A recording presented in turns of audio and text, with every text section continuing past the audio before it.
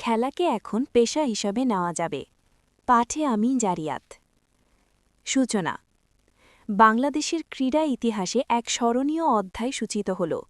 প্রথমবারের মতো ক্রীড়াবিদদের জন্য মাসিক ভাতা ও বিশেষ ক্রীড়া কার্ড প্রবর্তন করা হয়েছে। সরকারের এই যুগান্তকারী সিদ্ধান্ত দেশের অ্যাথলেটদের দীর্ঘদিনের আক্ষেপ ঘুচিয়ে নতুন আশার আলো দেখাচ্ছে।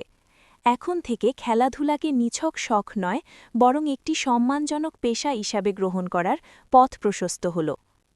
মূল অংশ।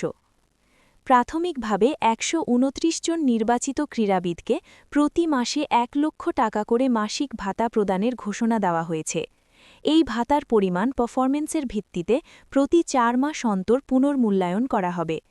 প্রধানমন্ত্রীর কার্যালয়ে আয়োজিত এক অনুষ্ঠানে এই সুযোগ সুবিধার উদ্বোধন করা হয়।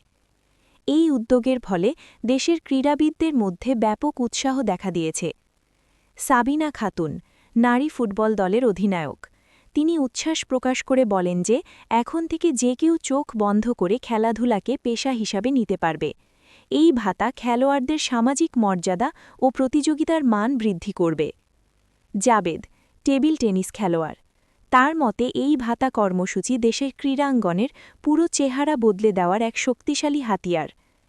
খুই সাইমারমা, টেবিল টেনিস তারকা, তিনি উল্লেখ করেন যে আগে ভাতা ছিল নামমাত্র, কিন্তু এখন নিয়মিত বড় অঙ্কের ভাতার নিশ্চয়তা পাওয়ায় খেলোয়াড়রা অলিম্পিক পর্যায়ে ভালো করার স্বপ্ন দেখছেন।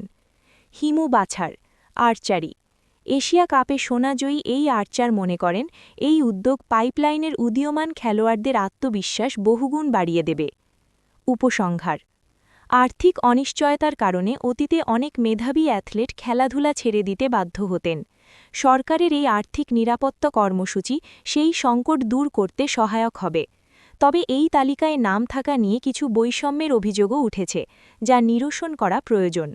সামগ্রিকভাবে এই ক্রীড়া কার্ড ও নিয়মিত ভাতা বাংলাদেশের ক্রীড়াঙ্গনকে আন্তর্জাতিক মানে উন্নীত করতে এবং তরুণ প্রজন্মকে মাঠমুখী করতে একটি মাইলফলক হিসাবে কাজ করবে। কমেন্ট করে আপনার মতামত জানাতে পারেন বন্ধু।